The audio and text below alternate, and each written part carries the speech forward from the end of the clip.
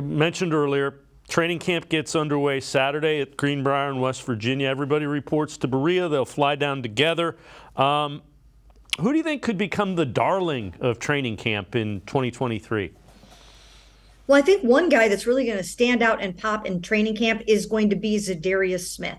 I think he brings a vocal element. I think he brings a lot of energy. I think he's a leader. He's been around a long time. He's got a lot of personality. And I think that he's going to be one of those guys that, talks, gives us great stuff when we talk to him in the interview. So I think he's going to be one guy. And then I think Elijah Moore is another one that's going to really kind of make his presence felt in training camp, off the field, and maybe even in some interviews as well. So those are a couple of guys I think that will really kind of shine.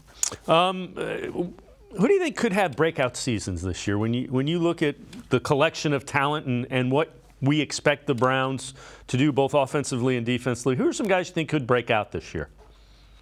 Yeah, it's really hard to say, in terms of who could break out because, Amari Cooper, he doesn't need to break out. Donovan Peoples-Jones, he doesn't need to break out. Elijah Moore, to a certain extent, maybe he could have that breakout season because he has to rebound a little bit from his year last year with the Jets where he only had one touchdown. So if he can get back into the 5-6 touchdown range, then I would consider that a little bit of a breakout season. And then, Obo, I think that Obo can go out there and prove that he wasn't just this one-hit wonder where you plugged him in at defensive end in Houston at the end of last season, and he got these, 5 sacks in the last 6 games, and and that was kind of an anomaly. I think that he's going to need to go out there and be consistent, and if he can do that, then he will be a breakout player for this year. You know what? How about why not JOK? JOK should break out. As long as he's healthy, he's coming off of a midfoot sprain. But as long as he's healthy, he's someone that I think in Jim Schwartz's defense can really make an impact. I agree with you. I think Jim Schwartz is really good at saying, okay, this is your strength. This is what we're going to ask you to do a lot of.